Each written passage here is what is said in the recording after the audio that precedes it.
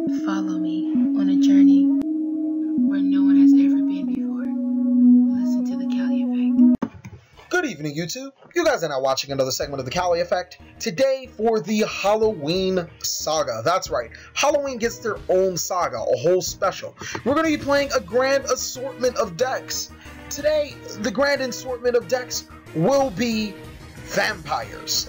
We're going to be playing vampires for today, a deck that I really enjoy to play. If you guys did not know, vampires are a very interesting deck. They're based on sucking blood. No, they're based on sending cards from the opponent's deck to the graveyard and then destroying cards appropriately on the field. So they can be beneficial to you. Now, keep in mind, this whole vampire deck is a zombie deck. So, I mean, it's pretty cool that they have so much support without having so much support, because there's really only 3 good vampire monsters. And then on top of that, they have like 1 or 2 cards that actually directly support them. So it's not much support surrounding vampires at all, but they're still a pretty decent deck. In this game, I'm actually going to show you guys first before I show you the other game, because there's a lot of misplays or plays where I eventually let the opponent back into the game because of these bad plays. Now, normally I consider myself an avid player, a player that doesn't allow these type of plays, but this is what I see from a lot of players that are new to a certain deck that want to take it to a high level event. In no way, shape, or form I would take this deck that at the time I knew nothing about, or not much about, not enough for me to feel comfortable taking to an event. It's like simple. If you guys do not know the deck, don't take it to an event. That's like the biggest, it's asking to fail. Like, would you take a test on something you guys don't know? Of course not. I mean, it wouldn't be beneficial. You look at the test like, the fuck? It'd be nothing there for you. This is just a prime example of me playing a deck that I'm not necessarily too comfortable with, and I'm going to reap what I sow, especially since I'm playing against a deck that I was not too comfortable with as well. I didn't know how the deck operated, so it's going to be very interesting to watch. The only thing that I can actually smile about is that he blind MST'd, and normally when people blind MST me, I shake my head, I'm like, yeah, I know the match. I have this match. I mean, there's a couple of misplays I could make, but I'm pretty confident that this matchup will be mine. He's going to summon King of Skull Servant, who would have been like 90 bajillion attack by now, and I'm going to solve it. And then I'm going to summon Duke, and right now I'm like walking on sunshine. I think there's nothing that he has right now. And then he goes like Battle Fader, and I'm like, who plays that? Who's such a joy kill like that? Like, that's not cool at all. It made me want to quit Yu-Gi-Oh! And go play Mega Man X4 or something. So, I'm going to go ahead and go into Artifact Durandal. Durandal would be an interesting choice, because first of all, I didn't set the Moral Attack for Durandal to even target. Oh no, I do have a Moral Attack. So it's a 50-50 chance I'll hit the Moral Attack if he activates a card I do not like. Okay? The second thing is that I don't use Durandal to its full capabilities.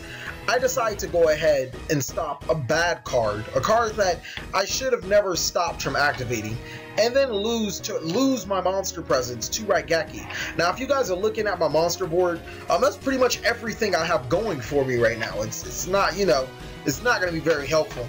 The next big thing is that I use Durandal's effect to shuffle the hand. Now, while right now it seems like a great idea, maybe I should have just held on to what I had and see what I can do. But right now I drew really well. I took a risk and I drew really well from it. I drew Breakthrough Skill and Artifact Sanctum.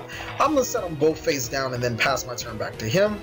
I could have also just kept a material on Adrius, forcing him to attack into the Adrius, and then just tributed something else, or attributed the vampire monster for my Vampire Bram, went into another Adrius and got over it. Like, there were so many more options that I could have did, but I decided not to play optimally this time, and that's what essentially cost me a lot of board advantage. He's going to summon his Lady of the Right, which is actually a really good card, but Artifact Sanctum kind of gets over that. Sanctum's going to special summon Moral Attack. Moral Attack is going to destroy the right card this time, so no more 6,000 beater for you, and you have a 0 attack monster on your side of the field.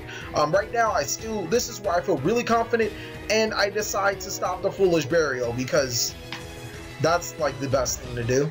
Not only do I not lose my artifact monster that I was trying to get rid of, I lose a breakthrough skill, and he gets to Raigeki me. So yeah, very smart move, TheCaliEffect. Like, those are one of those things that you say is not helpful at all. It's very bad. So now I have to force myself to use the Call of the Hunted to bring out the Goblin Zombie, which I didn't want to do. I wanted to interrupt him on his turn by special summoning, I don't know, Moral Attack or something to just disrupt him. And it does not help. I mean, granted, Goblin Zombie doesn't help either. It sends him his White Mare to the graveyard, or White Prince to the graveyard, so I'm not in the best of positions right now. He's going to go ahead, and he's on the disadvantage right now still. Even after all of those misplays, I still have control of some sort on this type of game, and I can still control the outcome of this game. So I didn't put myself too far behind as of right now. He's going to activate White Prince to special summon the Skull Servant, King of Skull Servants monster again. So yeah, now he's on my nerves. He's 7,000 attack, and this should be game. He's going to go Book of Life, and instead of targeting Moral Attack, I mean, I would have changed Call of the Hunted anyways. He targets the Duke. So I'm like, okay, I can deal with that. We're just going to Call of the Hunted to the Moral Attack again. Moral Attack's effect is going to destroy his monster. And yeah, like I said, I just completely protected or saved my own ass. I got back in there just because of that. I'm going to draw. The next thing I do, I mean, I don't want to say it's a questionable play. I mean, it was an okay play, let's put it that way. I'm going to tribute the Moral Attack for Vampire Duke. I mean, the reason is I want to advance game state. I don't want to draw bad Vampire Lords, but I shouldn't be running Vampire Lord anyways. So we're going to go ahead and tribute the Moral Attack, Vampire Duke. Vampire Duke is going to special summon Vampire Lord. We're going to special summon. Are we going to Bram right now? Sweet. Well, yeah, I guess Bram would be good right now anyways. Here you go, guys. Mistake number 2. Now, this ultimately costs me a lot of grounding. I'm going to go ahead and attack into his Right Princess, and then I'm going to use Bram's effect to special summon his King of Skull Servants again. I just don't decide to read Yu-Gi-Oh cards. Like, no, this text right here isn't for reading. No. And what King of Skull Servant does is when it's destroyed by battle, he gets, yeah, not cool. You guys will see right now. Summons Mathematician. He only needed another monster to just overwhelm my resources. Send the other Right Prince. Attack into that. I'm like, nah, that's fine, that's fine. Then he activates his effect. I'm like, fuck. What does that do? It's gonna special summon King of Skull Servant, 7,000 attack, and could have hit for game. So I have to Fiendish Chain it. So there goes another resource down the drain. Now, if you guys haven't caught on, I'm not making this game easier for me. I'm actually making it a lot harder because, first of all, I didn't read my opponent's card. Secondly, I don't necessarily know how to play this deck. And thirdly, I'm stopping, or I'm using card effects to stop useless cards. Like, of course you can have Foolish Burial. Why do I even care about Foolish Burial? It shouldn't even be cared about. Whatever. I'm going to special summon Armageddon Knight, send the Vampire Sorcerer to the graveyard. So many missed opportunities. I feel like the Cowboys right now. All bad and shit. I'm going to draw the Monarch Storm 4th. Would have been a lot better if I drew, if I kept the Moral Attack in hand. Another thing I need to learn about artifacts is keep that damn artifact monster in your hand when you're running a deck like Vampires. The reason why I say this is because I would be waiting on my opponent to do something stupid like destroy my back row, which, I mean, doesn't really happen as much in this format, as opposed to keeping it in my hand and drawing the Monarch Storm 4th, which is something I can definitely control. The next biggest misplay of my life is not attacking with Thunder Charger.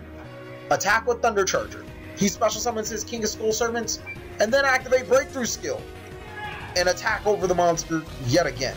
I mean, granted, does it special summon an attack? I don't think it special summons an attack. That's why I was probably waiting on the second breakthrough skill. But like I said, read your cards, TheCaliEffect.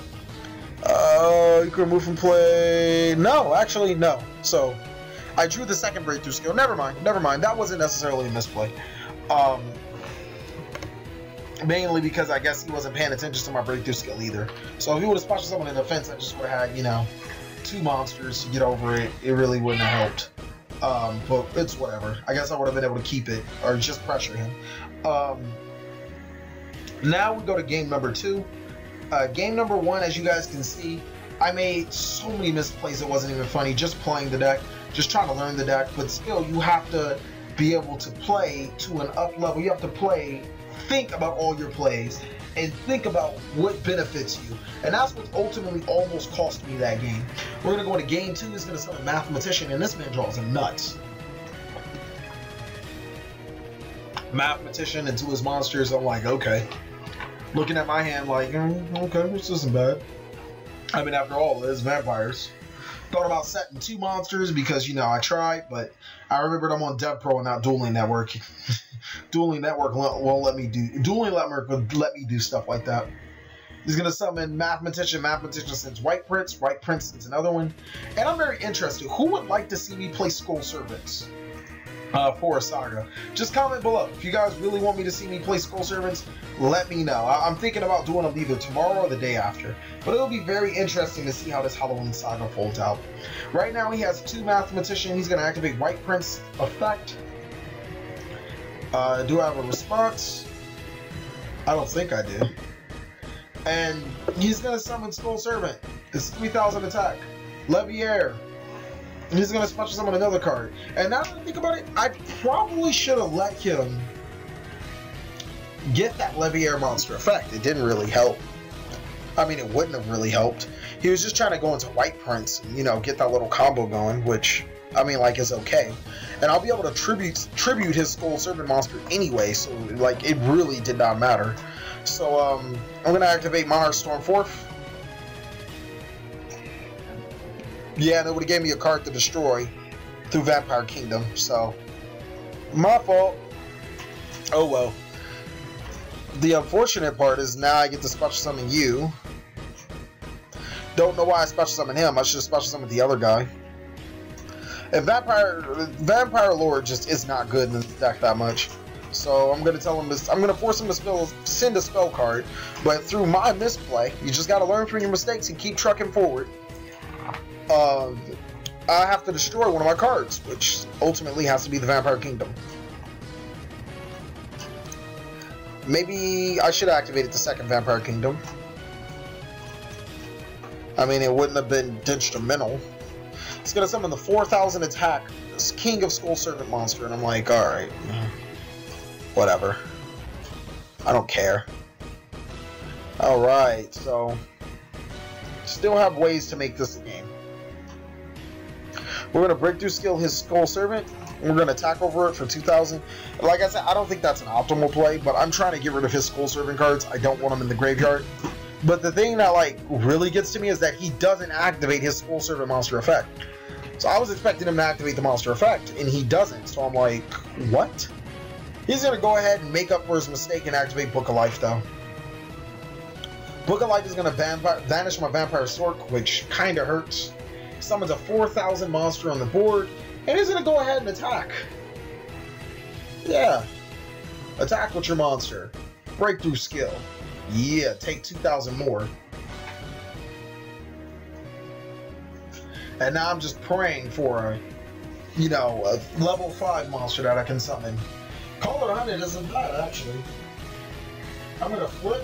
Instead of activating breakthrough skill first, I just flip. That's fine. And he's just going to go ahead, okay, eradicate our epidemic virus. Let's call it traps. And I'm like, no, not funny. Back to you. The biggest plus is that my Vampire Sorcerers will gain me advantage over time. But here comes his biggest misplay that cost him the game. He forgets that I have Vampire Kingdom on the field, so my monster still gained 500 attack and a damage step. He loses his monster. My monster goes back up to 1500. He has no cards to respond, and he's just going to lose to 2 Vampire Sorcerers. Not really a bad way to win the game. I made mistakes in that game. He made more mistakes, or I probably made more mistakes than him. But I was able to recover better mistakes by realizing them and playing better. That's ultimately what I'm trying to tell you guys. You're prone to make mistakes. You're bound to make mistakes, but realize them, get better. I apologize for the new Hollow Ground Spellground mat. I will be playing on for the rest of October. I actually should have been playing on it from the beginning of October, but I mean, hey, it's not easy to do it. As you guys can see, I still have to edit it a lot. So he's gonna summon Bora, and I find it crazy that I'm gonna be going against Blackwings and the Skull Servants, 2 decks that you would be like, those are really good Halloween type decks. So, you know, it was really interesting to play against 2 Halloween decks like that. We're gonna go ahead and activate Vampire Kingdom. And I think this actually happened. Yeah, I was in Miss Lara's class. I was in class playing, and I was like, I need to play vampires better. So I went back in, I revamped the deck. I took out like the BS in there, like the artifact, what's that damn artifact? I took out the artifacts for the most part. I only run the moral attacks and the sanctums, which I feel is like the best way to do it. I'm going to summon Vampire Bram. Vampire Bram this time is going to bring me Duke. I probably want to drop Vampire Lord. Actually, I probably am going to drop Vampire Lord. Go ahead and send spell cards. He's going to send Allure. I'm going to hit his... What do you have? Icarus attacks. Sweet. So I hit the card I didn't want to hit. Just whatever, though. I don't even care. Whatever. I'm gonna set a card face down and pass it back to him. Right now he's drawn all of the traps, and I'm gonna have to get over these traps in order to advance the game. That's gonna be the hardest problem right now, is to get over his traps. So we're gonna go ahead and I feel like I'm gonna attack with a Vampire Bram. And like I said, I need to hold on to those artifact monsters. But I mean, at the same time, I'm thinking he has Icarus attack. He wants to abuse Icarus attack. So if he Icarus attacks me on his turn, I get to use artifact moral attack's effect, and it really will screw him over. Unfortunately, he was smart enough to Icarus attack on my turn. I don't know where he's seen the artifact cards, but whatever. I'm gonna, yeah, call it on it. Yeah, that's gonna do a lot for me right now. Wish it was a Goblin Zombie, but sure. So, I mean, right now, we're playing Small Ball. He activates Soul Charge, and he does play Steam. I do not like Steam in this deck still. Maybe if Steam had a clause where he can special summon himself, if you control a Blackwing monster, maybe I'd like Steam. But I just don't plain like it. He pays 2,000 life points essentially for a token in that monster. I mean, that's not the best monster to be paying 2,000 life points for. I'd probably be paying 2,000 life points for helping me dedicate a huge board. And that's why I just feel Soul Charge is not optimal for Blackwings, because it doesn't really matter what you're Soul Charging for. It's only so much you can make. So I drew the Compulse. Compulse gives me really a lot of security, but I still want my monsters destroyed by battle. I still want them destroyed by card effects. So I'm going to allow him to think that he has advantage, and I'm going to allow him to attack into my monsters. I mean, that's only going to give me advantage for the future.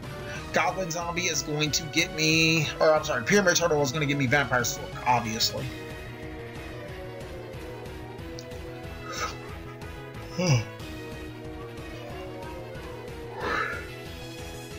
you have a response? Sure, and he knows I plays level 4s. He knows. I mean, if I wanted to, I could flip the Pyramid Turtle exits on him. But he has a way better top deck game than me. And I mean, on top of that, he goes ahead and activates Vanity's Emptiness. So I'm like, alright, I can't play. No Yu-Gi-Oh! For me. That's fine. We're going to turn the Vampire Stork to attack and run over his token. I don't want him doing anything special with that token. Why is Steam token wind? That makes no sense. Alright. All of the Blackwing monsters are, you know, dark. Steam token is wind. Alright, sure. So now he's gonna draw. He has Vanity's Emptiness face up. And I'm like, yeah, maybe it's time that you shouldn't have cards. Or, you know, a big monster like that. So essentially he has the Vanity's Emptiness lock, but I'm able to get over his Blackwing Armor Master, shifting the game back to me. The reason why I want Vanity's Emptiness face up is because I do not want him drawing a Blizzard, summoning Blizzard, special summoning monster, you know, and just making some big play. So I'm not going to attack with the Goblin Zombie, even though after I flip it face up, I think about it, I'm like, wait, that's not very smart. We're going to go ahead and attack with 1500. Then we're just going to go ahead and pass turn. And the Vanity's Emptiness doesn't necessarily screw me over because the deck is so good at playing around cards like Vanity's Emptiness, but I mean, it leaves it up to debate. He does rip the freaking Gale, so I mean, it's like, okay, I wasn't really expecting Gale to come in. I was expecting anything. Even if he got Shura, that's perfectly fine because Shura gets over his monster, but he can't special summon because of Vanity's Emptiness. Yay! But, I mean, he gets the monster that gets over all of my monsters unless I decide to special summon, so... thankfully, I get Vampire Kingdom, which, as you guys should know, gives my zombie monsters 500 attack when in Damage Cow. So... I'm gonna go to battle phase and I'm gonna attack with the Goblin Zombie over his Gale. If he activates a D-Prison or something, granted I don't get my Goblin Zombie's effect, but I can now special summon. That means my Sanctum and my Call of the Hunted become back online. I mean, I think that gives me a huge advantage when I have builds like this. Apologize, I actually touched on my touchscreen. When I have touchscreen on Devpro kind of freezes when I use it. I mean, I guess it's because it's not like a genuine program. But he's gonna Fiendish Chain my monster. That was probably, I want to say, one of the most awkwardest moments ever, because he Fiendish Chains my monster. My monster doesn't really have an effect that, you know, Fiendish Chain applies to. So he's trying to stop his monster from getting over my monster. There's nothing he can do with Gale except for get over Goblin Zombie, essentially. He can attack into my face down Pyramid Turtle. Not going to get anything. And the second he gets over Goblin Zombie, I can special summon again. So, sure. I mean, it was just one of those unexpected moves. And that's what I'm talking about by knowing what to play. I forced him to get rid of Vanity's Emptiness when I wanted Vanity's Emptiness to leave. So now I'm going to go Call of the Hunted. And Call of the Hunted is going to special summon Duke. The reason why I get Duke is because, I mean, yeah, he's already used both Icarus Attack. If he does Icarus Attack right now, I guess I'm just screwed. Duke is going to send a card from his deck to the graveyard and allow me to destroy a card on the field. I'm going to go for some back row. I don't care about Gale right now.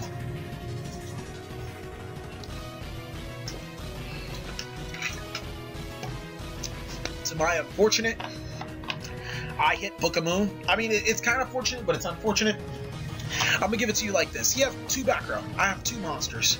So in theory, I would have to play 3 monsters to get, you know, to get over his Gale. Barring that his black rows aren't Mirror Force or something to just broadly stop all my monsters' attacks. Now he has 1 back row and I have 2 monsters. I don't have to commit anything on the board until main phase 2. And I can still get over his Gale. Unless he has a Mirror Force. That's one of the only cards. Mirror Force, Wabaku, I guess Torrential, but I still get over the Gale. So, like, that was the biggest reason why I wanted to eliminate one of his back row on his end phase. As you guys can see, once I attack, his back row is Compulse. So it's like, great. I don't have to deal with those 2 cards to get over his back row. Back to the theory. Let's say if he did Compulse my Pyramid Turtle and Book of Moon, my Duke. I have no monster threats on the board anymore. I have no way to get over his monster threats, A.